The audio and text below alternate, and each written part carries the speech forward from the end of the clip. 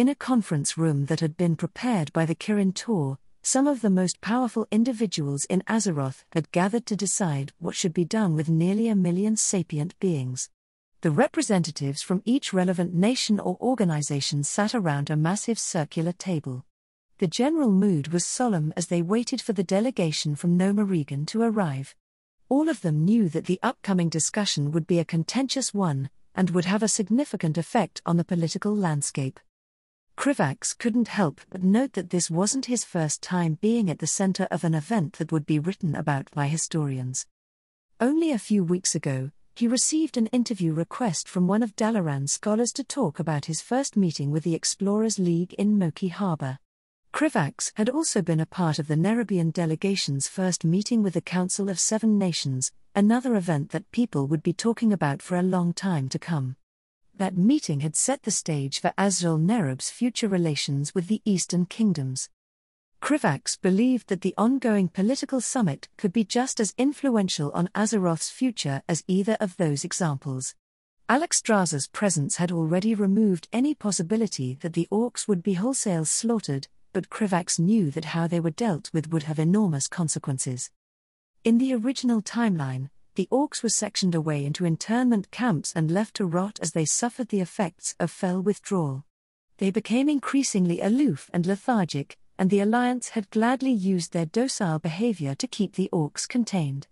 The security around the internment camps inevitably grew lax, which eventually led to an event that would ensure the reformation of the Horde under a new warchief. Thrall, the first orc to reconnect with his people's shamanist roots since Gul'dan's corruption of the Horde, would use his new abilities to free the orcs of their lethargy and break them out of the internment camps. He would lead his people across the sea to Kalimdor, forge alliances with several other races, and reform the Horde as a power that could face off against the Alliance on equal footing. Of course, there were many more important details to that story, but that was essentially what had happened in the original timeline. It was also a future that Krivax intended to do everything he could to prevent. While conflict might make Azeroth strong, Krivax had to believe that there was a better way of preparing the world than dooming it to a state of constant war. Given the animosities already formed, it was extremely unlikely that the Alliance and a newly formed Horde would be able to coexist in peace. If Krivax wanted to successfully prevent that kind of future, there were several different things that he could do. The most straightforward plan was to rescue Thrall from his slave owner and ensure he never grew to be the warchief of the Horde. With only a few bags of gold, Krivax had been able to find a goblin sneaky enough to confirm that Thrall was currently in the custody of Edella's Blackmoor. It would be a relatively simple matter for him to rescue the young orc, but he decided to wait until after the Alliance decided what to do with the remainder of the Horde. Still, even if Thrall wasn't the one to free the Horde, there was no doubt that just leaving the orcs in the internment camps was a disaster waiting to happen. Krivax's ultimate goal was to rehabilitate the Horde into people who could live peacefully with the rest of the world and help protect Azeroth, but that was easier said than done. Regardless of his goals, the people of the Eastern Kingdoms didn't intend to forgive the Horde for the many atrocities they committed during their invasion. Fortunately, Krivax had a few prospective allies in his goal of turning the Horde from monsters into responsible denizens of Azeroth. Krivax glanced to the side and studied the figure of High King Nerubian, who was currently away from Northrend for the first time in his centuries of life. Alexstrasza had paid for the cooperation of Azrael Nerub with a map of Kalimdor, but the High King truly didn't care what happened to the Horde. It didn't matter to him if Horde was killed, enslaved, or welcomed with open arms. As long as they weren't serving the old gods, threatening Azrael Nerub, or settling on Northrend, the Horde simply wasn't their problem. The only reason that the High King was even attending this summit was due to diplomatic necessity, and because it gave him the chance to evaluate his fellow rulers. Krivax suspected that King Anastrian Sunstrider, ruler of the High Elves of Quel'Thalas, was also here for similar reasons. When he had first seen the High Elf, Krivax was surprised that the man actually showed signs of aging, which was not something he was used to seeing from perennially ageless beings. Despite this, the ancient king seemed to move with supernatural grace, and his gaze reminded Krivax of the many other time-worn beings that he had met so far. Beings such as Alexstrasza, who was simultaneously the most powerful person in the room and also the most unpopular. Everyone understood that the Dragon Queen would be pushing for leniency toward the Horde, and nobody liked her for it. Krivax dearly hoped that Alexstrasza wouldn't push her agenda too forcefully. It was one thing for the Alliance to reluctantly reach a particular conclusion on their own, and something else entirely when an absurdly powerful being forced it on them. The only other group that clearly favored leniency was the Church of the Holy Light, which was pretty much obligated to push for rehabilitation by its religious ideology. Nerubian, Lordaeron, and Dalaran were all on the fence to various degrees, but pretty much everyone else would prefer that the Horde be exterminated. Even if that possibility was taken off the table by Alexstrasza, it would be a Herculean task to convince the various kingdoms to spend the taxes of their citizens on maintaining the Horde internment camps. This summit would be a difficult one, especially given the hardships and food crises that they were already facing. Plans had been made to cleanse the land, bolster food production, and repair the ravages of war, but all of those things would take a lot of time and effort. Unlike the original timeline, Lordaeron was certainly not in a position to heavily fund the camps themselves. Glancing over at the hardened expression of Lord Admiral Proudmoore, Krivax knew that this wasn't going to be easy. Aside from the Horde, they also needed to make a decision on the Dark Portal and Draenor. Krivax had no idea whether or not Draenor was salvageable, but he was pessimistic on that front. Still, the Dragonflights would probably have a better understanding of where things stood given that they'd already had enough time to learn more about the situation. There were several important plans that Krivax had in regard to Draenor, so he hoped the Alliance would decide against immediately destroying the Dark Portal. Krivax was pulled from his thoughts as High Tinker Mekatork entered the conference room with his entourage following close behind. The High Tinker looked much the same as when Krivax had first met him, an older gnome with a cleanly shaven head and a bushy grey moustache. Even while attending an important political summit, he carried a wrench around his waist and wore a pair of engineering goggles. Although his apparel was rather strange, Krivax had long since learned to ignore the eccentricities of Azeroth's people. Once the High Tinker took his seat next to King Magni, Grand Magus Antonidas stood from his seat and addressed the room. Given that Dalaran was hosting the summit, it went without saying that the Grand Magus was expected to serve as the moderator for the discussions. Antonidas cleared his throat and began, "Esteemed leaders and representatives of Azeroth, I would like to welcome you all to Dalaran on such an important day. As we all know, the matters we discuss today will have far-reaching consequences for our world and the future of our various peoples." Antonidas swept his gaze through the room as they all remained silent. "We have gathered here to determine the fate of the captured members of the Horde. The enormity of their transgressions is not something that bears repeating. We all know what they have done and all of us are still suffering the consequences of their decisions. Yet our war against them has been won and we leaders must decide on a path forward. Let us be guided by wisdom as we seek to do what is best for our respective nations." Krivax could already tell by the reactions of those present that some of them had very divergent ideas of what was best for their nations. In addition to the Horde, we must also decide what is to be done about the Dark Portal and the foreign world that lies beyond, Antonidas continued solemnly. The portal itself has reportedly been secured by the Dragonflights, and its magic has been examined by the leader of the Blue Dragonflight, Malygos. According to him, destroying the Dark Portal would successfully destabilize it, but a permanent link between our world and theirs will always remain. After being destroyed, the Dark Portal could be reopened on either world by any powerful enough force. This was another change that came about due to Krivax's actions.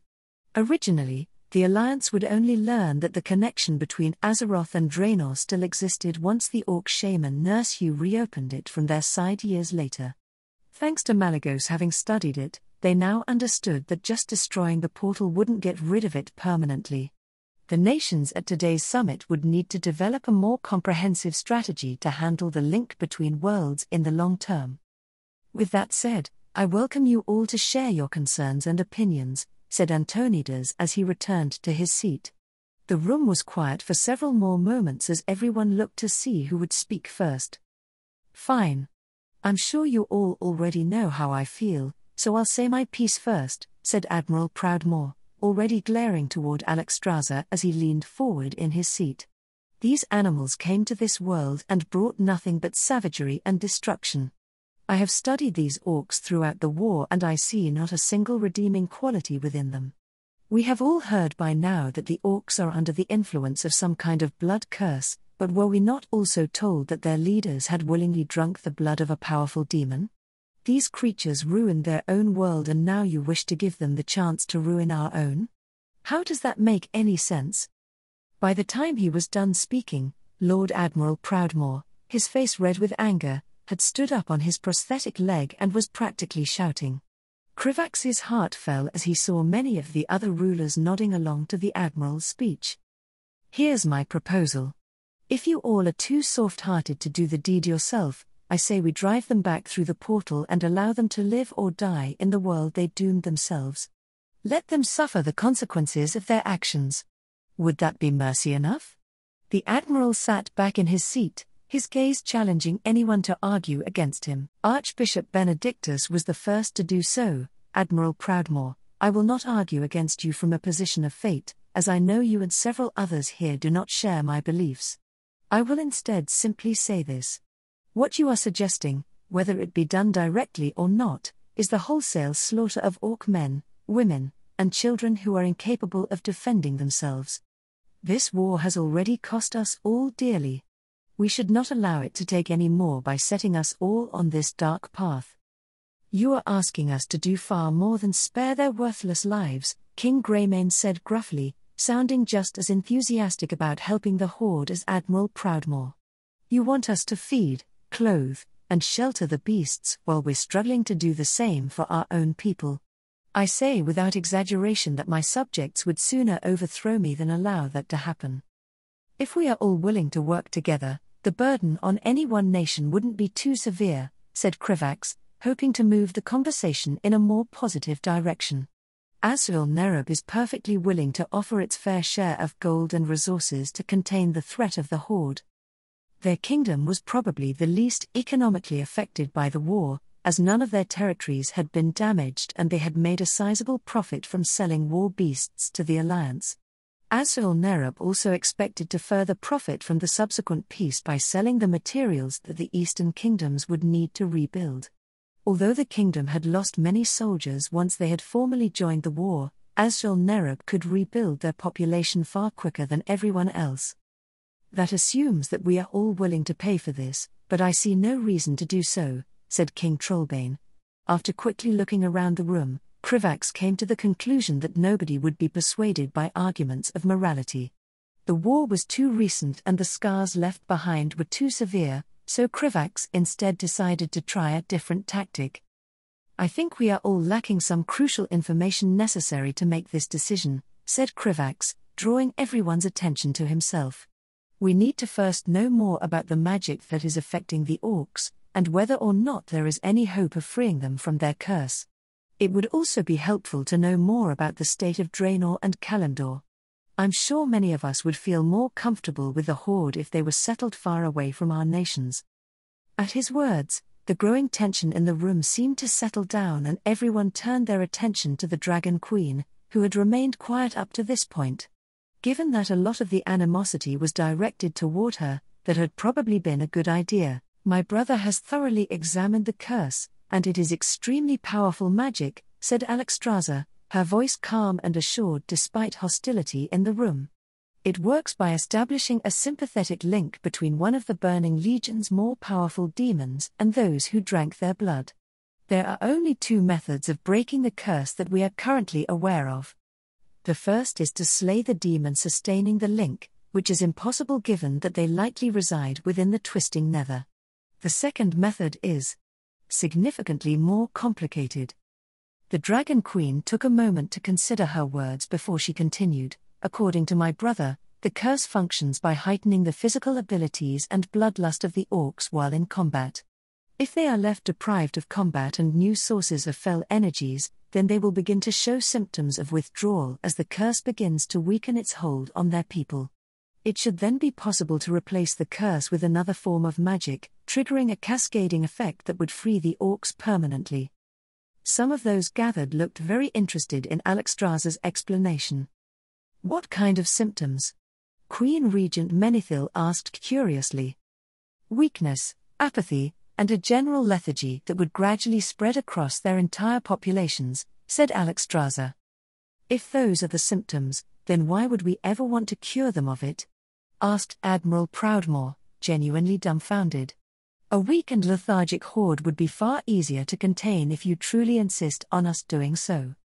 Logically speaking, should we not want the horde to be rehabilitated? High Tinker Mekatork asked thoughtfully.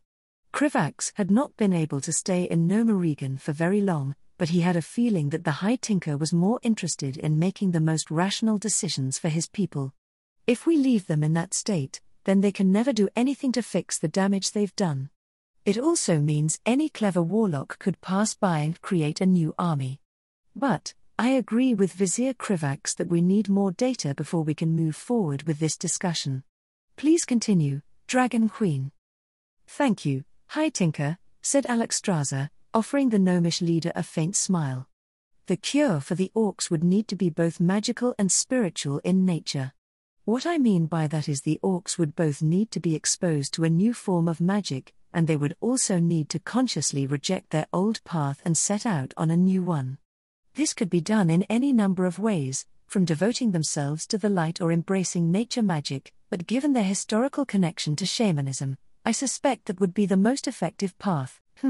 I haven't been convinced that letting these orcs live is the wisest thing, but Eerie Peak could send some of its shamans to help reconnect them to the land, said Thane Curden Wildhammer. The Wildhammer dwarves were the only members of the Alliance who actually practiced shamanism on a large scale, so their help would be necessary. The Church would also be willing to lead these orcs to the light, said Archbishop Benedictus to nobody's surprise.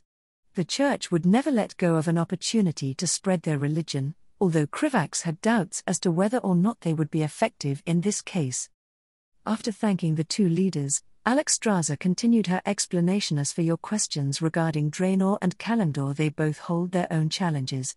We were able to discover that a warlock by the name of Gul'dan had thoroughly corrupted the Draenor's elements with fell magic.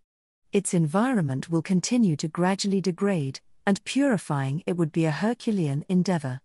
None of that even begins to take into account the orcs still living on the world and the threat of any potential traps left behind by the Burning Legion. At the mention of the orcs still on Draenor, the mood grew even grimmer than it already was. If the Dark Portal couldn't be permanently destroyed, then it would always be a threat to Azeroth. The magical connection would need to be constantly watched, and a garrison would have to be built around it, just in case the Horde or the Burning Legion attempted to pass through the portal. Draenor was eventually obliterated by Nurse Hugh as a side effect of his attempts to open multiple portals away from his world in the original timeline, but that was incredibly unlikely now. The magical artifacts that he would need to destroy Draenor were no longer within reach. As for Kalimdor, the Night Elves are unwilling to allow the orcs to settle on their continent so long as they remain corrupted by fell magic. They would also be likely to come into conflict with the Centaur, who have already killed much of the continent's native Tauren, said Alexstrasza, her voice growing sad toward the end. Admiral Proudmoore scoffed derisively before speaking. For someone who considers themselves to be the guardian of life on Azeroth, you certainly have no problem allowing savages to kill innocent people.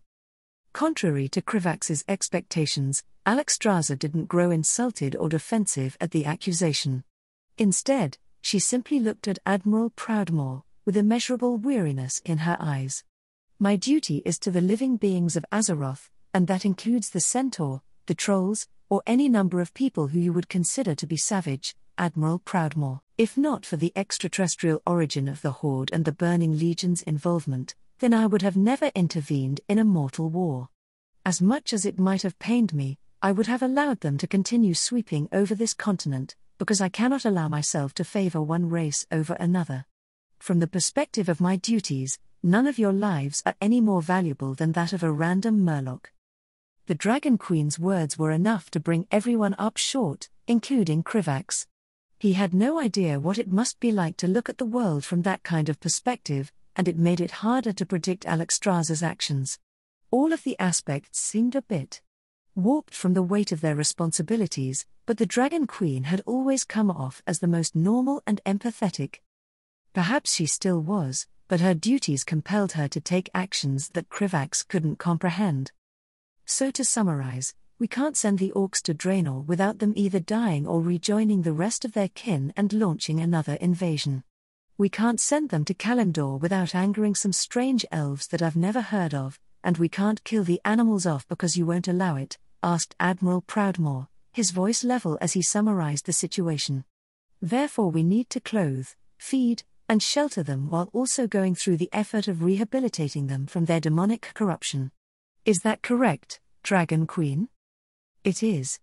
I would not normally intervene in mortal affairs, but I have no intention of allowing a genocide now that I have, said Alexstrasza, her voice firm as she made her position clear.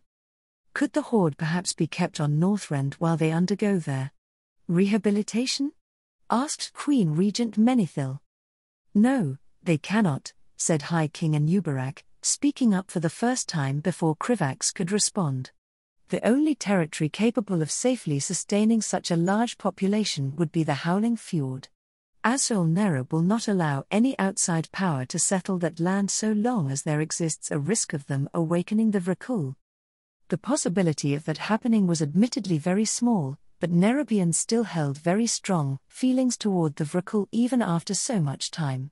When they learned that there was actually a significant Vrykul civilization on the Broken Isles, Azrael Nerub's leadership had not been happy, to say the least.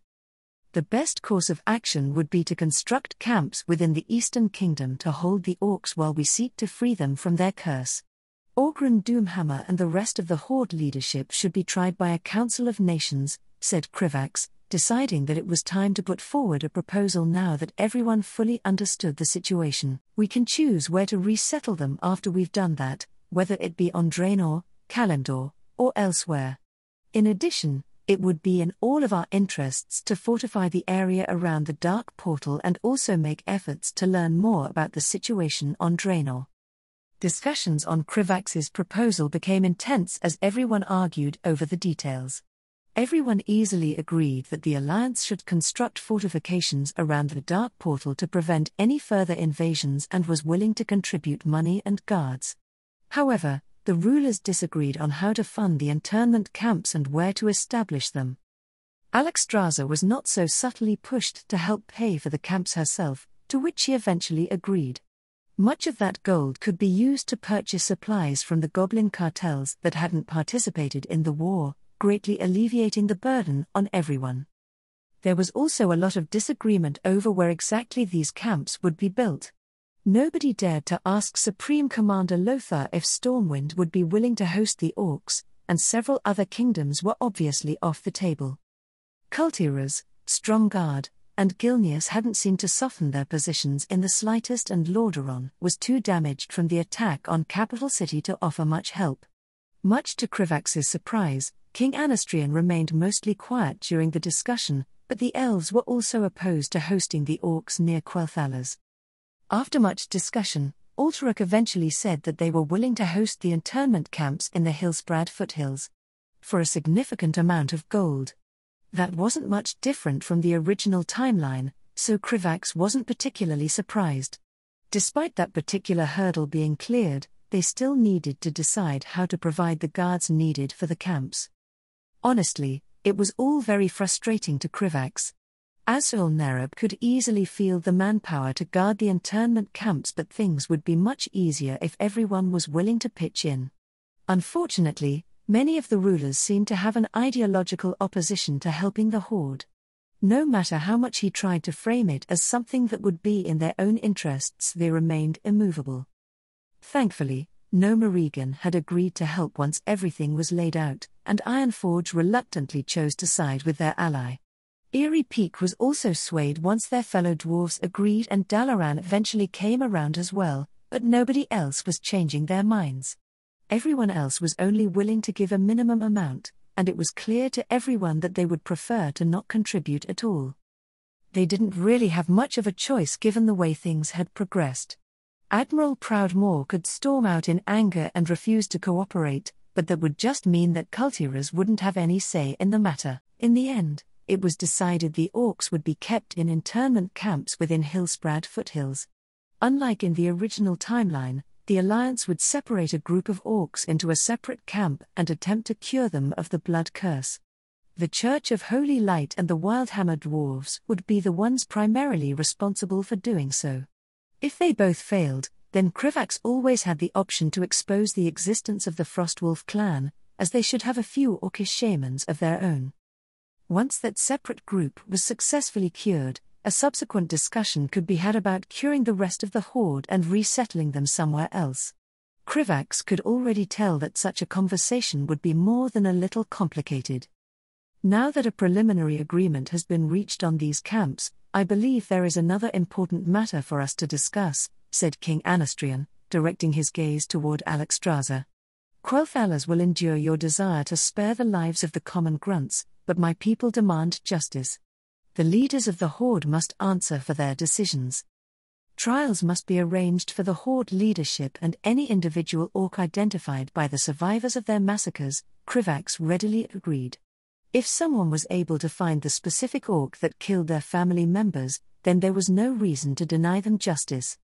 He knew that people would need someone to point their anger toward if they were ever going to tolerate the rest of the Horde, and frankly, Krivax felt the same.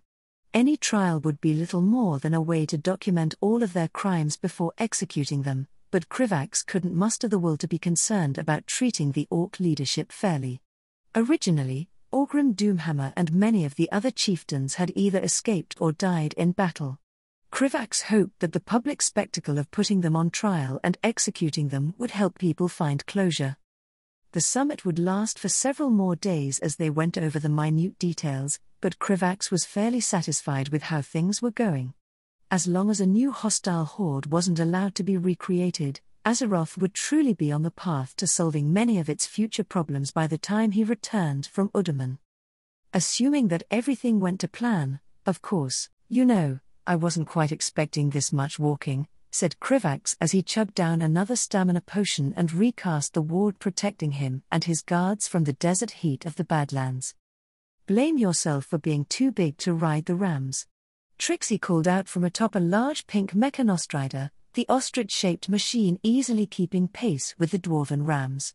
We'd be making better time if you hadn't brought so many guards.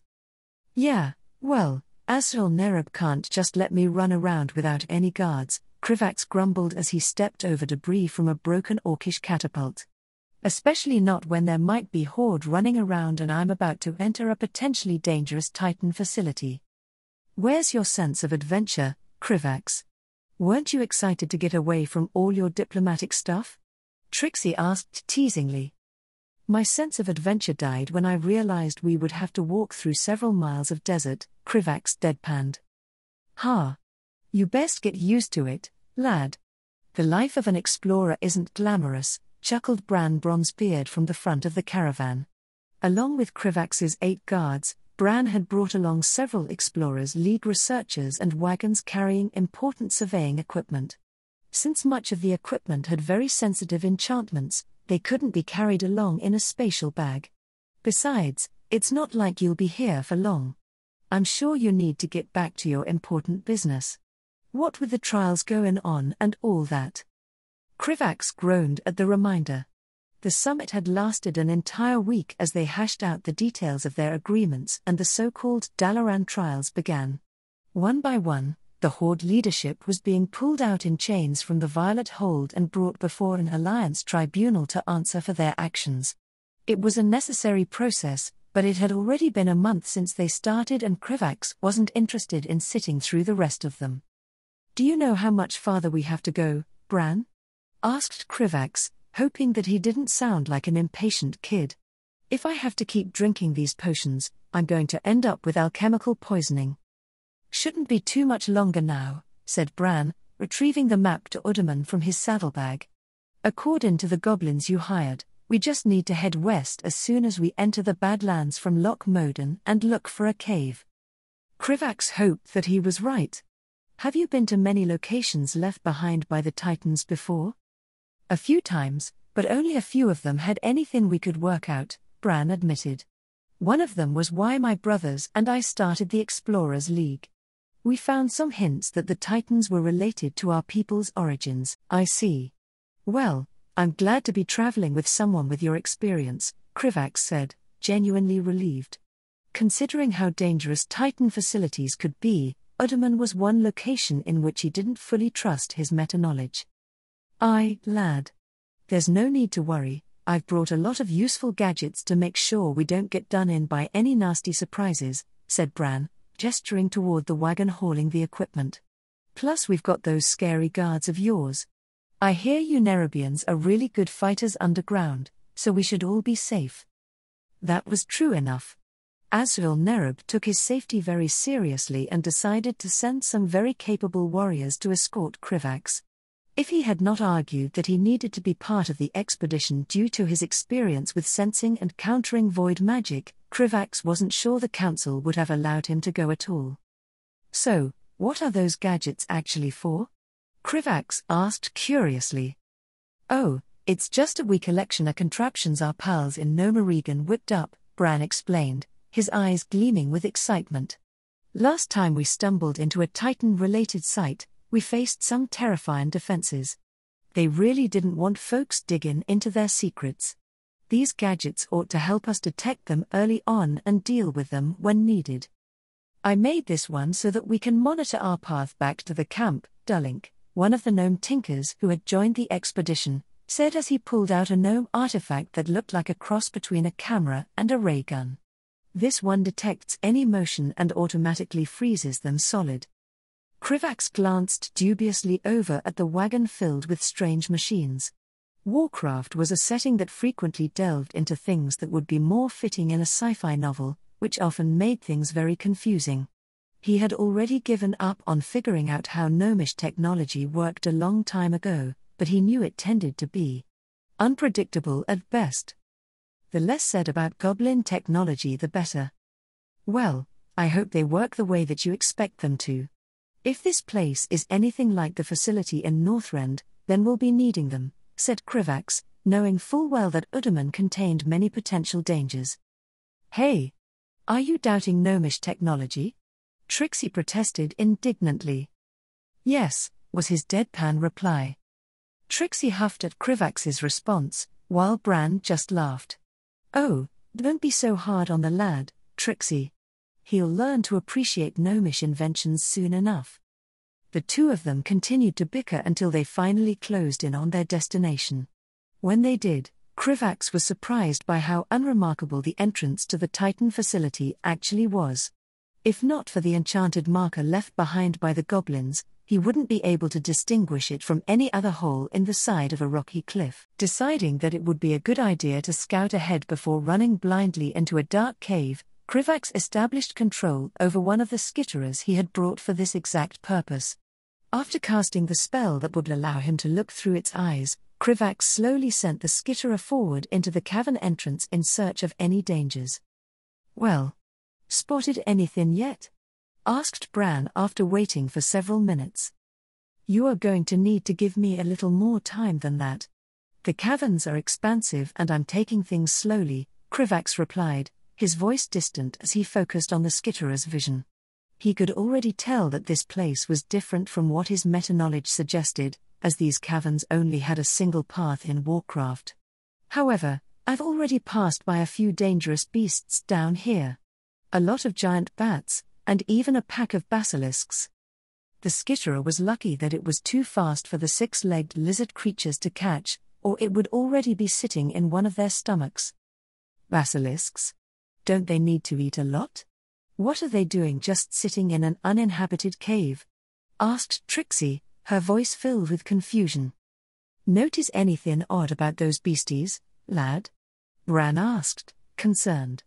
Basilisks in particular are prone to being changed by magic. Krivax quickly directed his skitterer to the closest pack of the beasts and checked. Most of them have giant stone spikes growing out of their backs. One of them looks like it's mostly made of jade. We can be certain we've found the right spot. You see, critters like those tend to sustain themselves on magic and stick close to spots filled with it, Bran said excitedly. The other researchers from the Explorers League were just as excited and began eagerly talking among themselves, but Krivax didn't allow it to distract him. He knew that they were about to walk into somewhere incredibly dangerous, and he intended to scout every nook and cranny so they didn't stumble onto anything they couldn't handle. The caverns were mostly empty and quiet, but Krivax felt his caution had been proven warranted when he spotted a half-dozen goblin skeletons in one of the tunnels.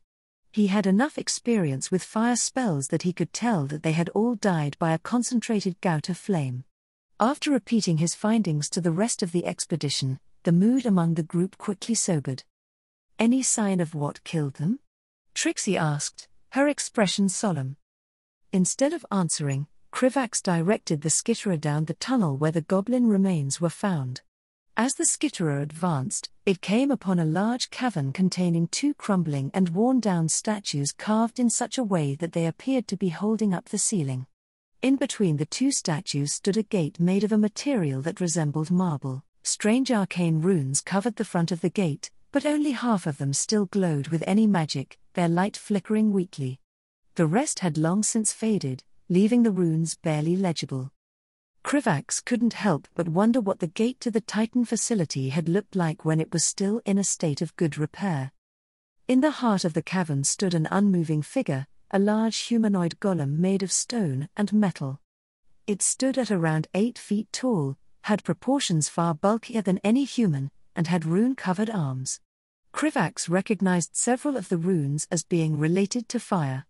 It was clear to him that the golem was the one responsible for killing the goblins and would likely attack anyone who tried to enter Udaman. Krivax reported his findings back to Bran, who seemed torn between excitement and solemnity. "By the gods, a Titan golem!" Bran exclaimed, eyes wide with wonder. He wasn't the only one, as the rest of the expedition was similarly amazed. "I've seen similar constructs before, but they're usually dormant or broken down. This one's still functioning and guarding the entrance. Imagine how much we could learn from it if we took it back to Nerubian," Trixie mused, her voice nearly reverent. "We'll have to be careful if we want to get past it without taking any casualties," said Krivax as he directed the skitterer back to the surface. "I don't want any of us ending up like those goblins." The captain of Krivax's guards, Ratep, asked, "Can the golem reach the ceiling? If so, we can clamber onto the cavern's walls and attempt to web its joints from a safe distance."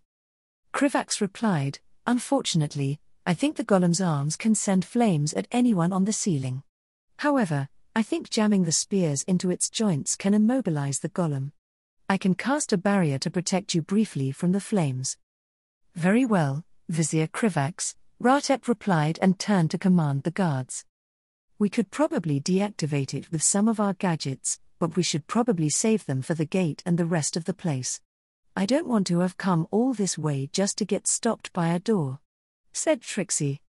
"I think we should tackle the golem head-on," Bran said, thoughtfully stroking his beard.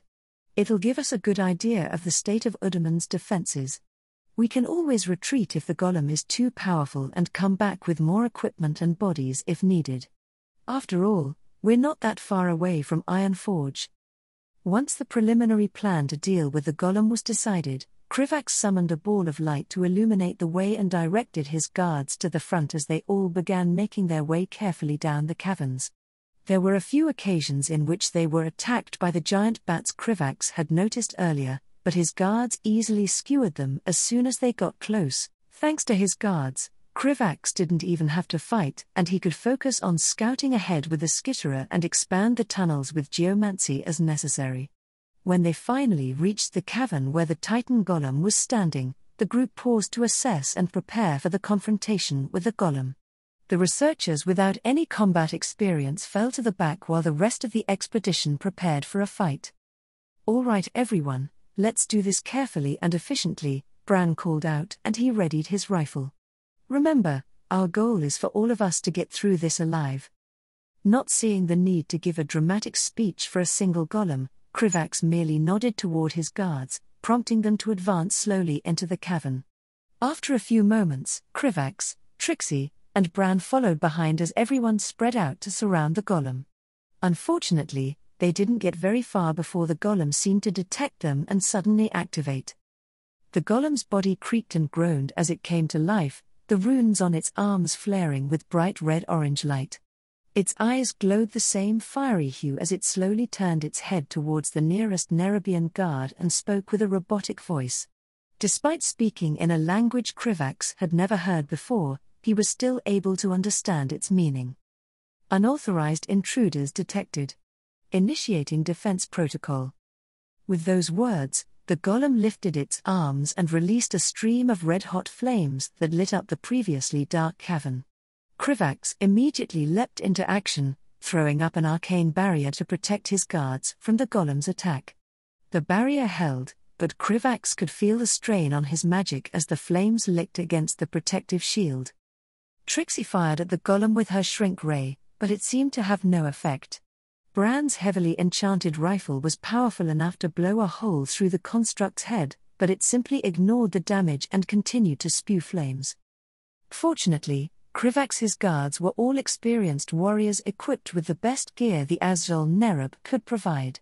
Simultaneously, 8 Nerubian warriors charged at the golem's spear first from different directions, piercing all of its joints and preventing the construct from moving any further.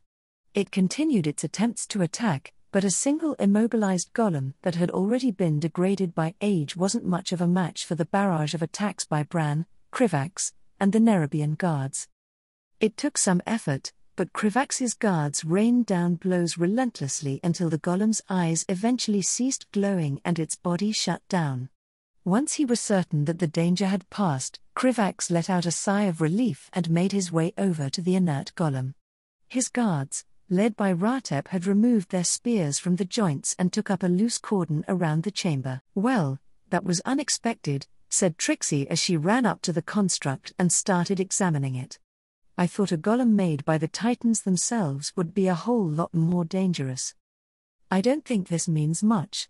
There's no way to know how functional it was after all this time, and it was only a single golem," said Krivax, doing his best to prevent the rest of the expedition from getting too full of themselves. "For all you know, we could open that gate and find 100 of these things waiting for us." Krivax hoped that wouldn't be the case, but it was a possibility, albeit a distant one. There was a time when the Keepers were able to construct entire armies of artificial beings, but most of the ones in Udaman were probably too degraded to function. Bran nodded in agreement as he studied the golem with open fascination. "You've got a point there, lad. We'll proceed with caution, no matter what we've seen so far. Even if it wasn't as scary as I thought, this golem is still amazing," said Trixie, her eyes sparkling. "Imagine what kind of technology the Titans used to create something like this. I've examined one of Quel'Thala's golems at Gearshaft University, and there's no way one of those would have lasted as long as this one before shutting down. I'm sure the High Tinker will enjoy studying it when we send it back to Nerubian, but I think we should move on," said Krivax, approaching the gate to Udaman and looking at the flickering runes. "You said one of your gadgets should be able to open the way forward?" I think so," Bran replied, running back to the wagon filled with equipment. Krivax was surprised that the rams hadn't made a fuss during all the fighting, but any ram given to King Magni's brother must be very well trained. "High Tinker Mechatalk personally made me something just for this. He called the contraption an arcane magic disruptor, so it should do the trick. Now here it is." The device looked like nothing more than a plain black cube with a series of buttons and dials on one side. Bran fiddled with it for a few moments before aiming the cube at the gate. With a flick of a switch, the device emitted a beam of energy that struck the runes of the gate. The air in the cavern crackled with arcane energy as the runes grew brightly before suddenly dissipating completely. A low rumbling filled the cave as the massive doors parted, revealing a dimly lit passage ahead. The expedition exchanged glances, their enthusiasm tempered by the unknown dangers that lay ahead. "All right everyone," Bran said, his voice serious. "Keep your eyes peeled once we enter the facility. Remember, we're here to learn about the Titans and their history, not to become history ourselves. Krivax, You sent one of your little skitterers ahead just in case." With a nod of agreement, Krivax did so and was immediately taken in by what he was seeing. Much of the facility was worn down by time, but it was actually in a far better state than he would have expected. In Warcraft, Titan architecture tended to vary wildly and was based on cultures that existed back on Earth. If Krivax was to describe Udaman, he would say it resembled a fantasy version of an ancient Greek temple. The halls were filled with large columns and intricate friezes depicting scenes of the Titans, and their many creations adorned the walls. The high roof and the large furnishings made it clear that Udaman had been built for humanoid beings far larger than Krivax had ever seen. Despite there being no obvious light source, the entire structure was illuminated by an eerie light that made Krivax feel uncomfortable. As he directed the skitterer forward, it quickly became clear to him that Udaman was much larger in reality than it was depicted in Warcraft. "I think we're safe to move forward," Krivax said once it became clear that there wasn't an army of constructs waiting for them. As the expedition ventured into the ancient facility, Bran, Trixie, and the other researchers marveled at everything they saw. There were many times that the group had to stop for them to take notes and sketches of the various structures they found. Krivax continued to scout for threats ahead with his skitterer and stumbled upon several more golems. Thankfully, they were rather few in number and simple to dispatch with a little planning and preparation. At some point, the group stumbled on the inert form of what Krivax recognized to be a Titanic Watcher, which were giant humanoid constructs created by the Titans to lead their armies and run their facilities. It was around 15 feet tall, looked to be made completely out of stone, and was slumped over in a corner of the room with an oversized book and a strange staff at its feet. Thankfully, the being didn't suddenly wake up and attack them, even when Bran eagerly ran over to the book and tried to read what was inside. Krivax wasn't willing to take any chances and he quickly grabbed the staff before ushering the group along when it became obvious that the book wasn't written in any modern language. The rest of the exploration continued in that manner, with them occasionally destroying golems, Bran disabling traps before Krivax could clumsily activate them, and Trixie gushing over every piece of broken Titan technology they found. Krivax was enjoying himself just as much as he expected he would. Exploring the wonders of Azeroth was something that he had always wanted to do, but his duties had always gotten in the way. Unfortunately, it wasn't long before his skitterer stumbled on a room that sharply reminded Krivax how dangerous this place truly was. "Everyone stay together and don't run ahead. We need to be extremely careful when we enter the next room," Krivax said solemnly. "Another golem, lad?" Bran asked, gripping his rifle. "No.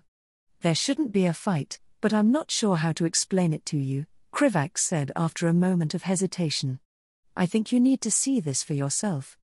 Everyone exchanged worried glances, but they trusted Krivax's judgment and followed his instructions. As they entered the room, they were met with a sight that was both awe-inspiring and terrifying. The chamber was vast and circular with numerous doors and passageways branching off in every direction. The most striking feature of the room, however, was the seemingly endless amounts of unmoving malformed creatures being held behind barriers of arcane magic. They were humanoid and about the same size as a dwarf, but far more bestial in appearance. "What are these things?" Trixie whispered as if she were afraid to awaken the creatures surrounding them. "I don't know, lass, but I think we'd be better off avoiding them," said Bran, his voice uncharacteristically quiet. "I think you're right. We should leave this place and move on," Krivax agreed. He knew exactly what these creatures were, and his companions were right to fear them. Udaman was created for the express purpose of containing the Trogs, which were the Keeper's first attempt at creating sentient life. In the original timeline, the group that first discovered Udaman inadvertently released the Trogs, who then poured out of the facility and launched an attack on Nerubian.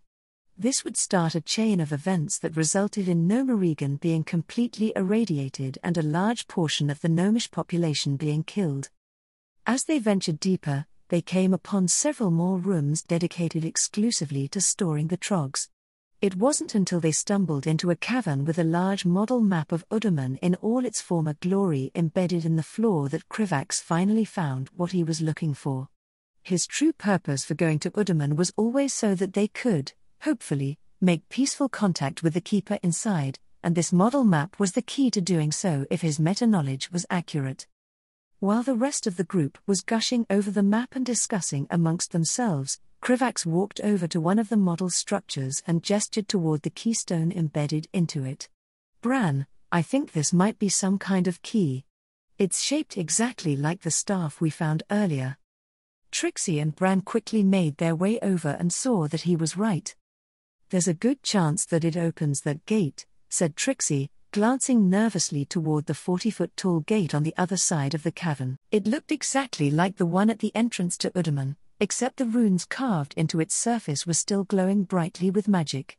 "Are you sure it's a good idea to open it, though? We have no idea what's on the other side." If Krivax actually had no idea what was on the other side, then he would be the first to agree with Trixie.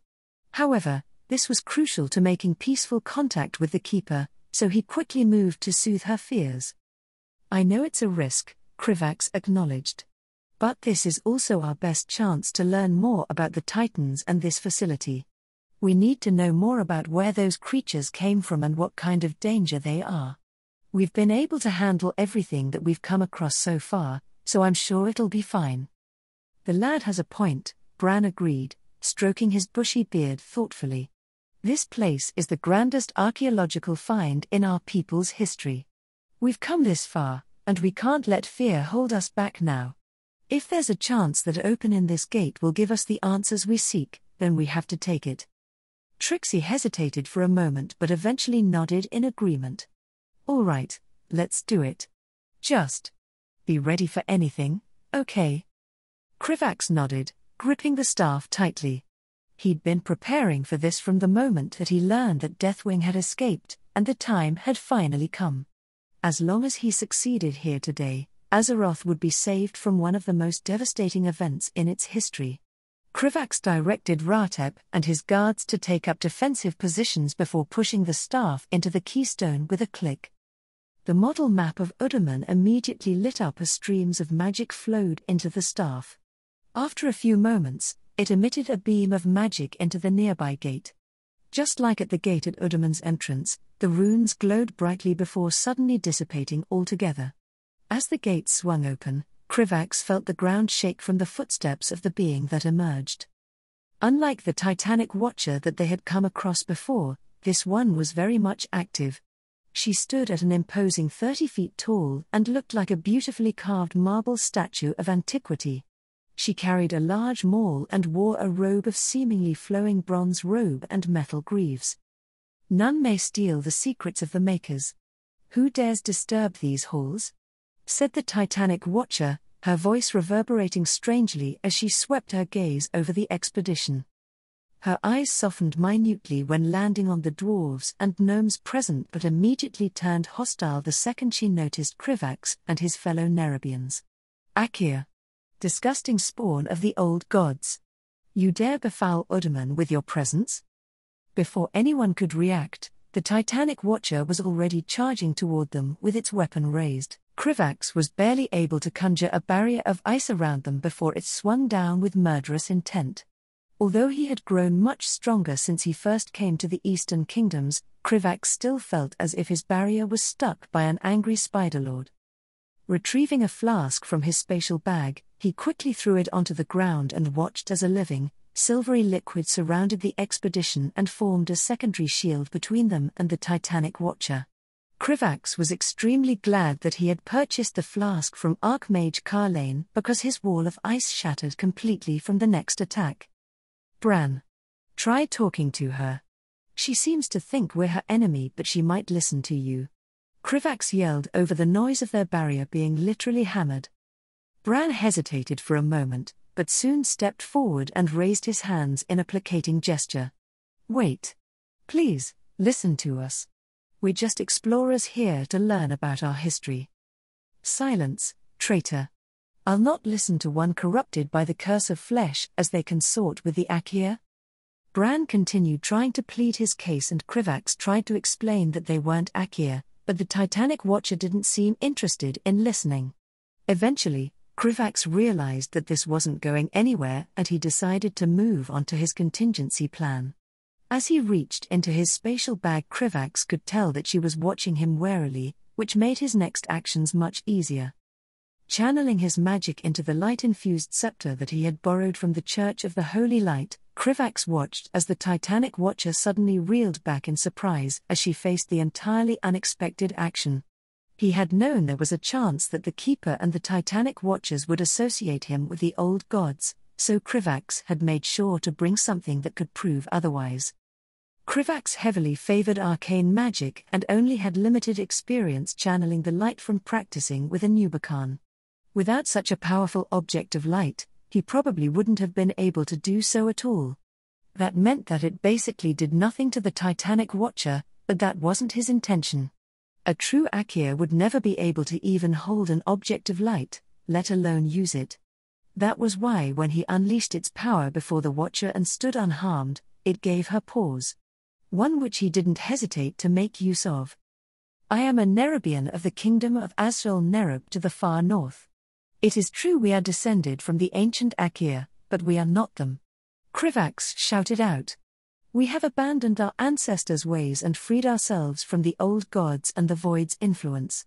We are not here to harm the legacy and works of the Titans, but to learn from it alongside its descendants. Krivax stepped forward with his arms raised beseechingly, hoping dearly that his plan would work out. The Titanic Watcher stared down at him searchingly, studying Krivax and the other Nerubians with a critical eye that seemed to see through them. After several terrifying moments, she stepped back and lowered her weapon, the anger in her expression replaced by curiosity. I believe your words, creature, she said slowly. The void clings not to your forms, and no Akir I have ever known has spoken to me with such resolve, nor have they channeled the light without sustaining great injury. Explain to me why you have come to Udaman and how you have bypassed the facility's defenses. Krivax took a deep breath, grateful for the reprieve. Thank you. My name is Krivax, and we are part of an expedition led by Bran Bronzebeard. We've come from Ironforge and Nerubian to learn more about the Titans and the ancient history of the dwarves. We have no intention of causing harm or taking anything without permission. They had already picked up several items during their exploration, but it was obviously better to leave them behind than get squashed by an angry stone giant. The Titanic Watcher considered his words, her gaze shifting between the members of the expedition.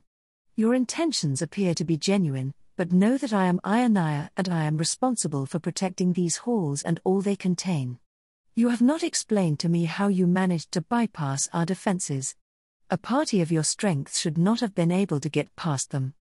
Well, we fought or deactivated what defenses we came across, but the thing seemed to be in a state of disrepair, Bran explained with a grimace. Sorry to tell you, your ladyship, but I think you've been asleep for a really long time. We also used this little contraption to get past the front gate. Ionaya bent forward as Bran presented her with the arcane magic disruptor and carefully picked up the device between her thumb and pointer finger, before bringing it close to her face and examining it. Still so clever. He heard her mutter to herself in amazement before looking back down at them. Afterward, Ionaya finally turned her gaze away from them and took in her surroundings, especially the poor state of the whole map chamber. How long have I been in stasis? There's no way to know, but I imagine you've been in stasis from at least before the Sundering, Krivax explained. The what? Ionaya responded with obvious bewilderment. This might take a while, Krivax thought to himself as prepared for a long conversation.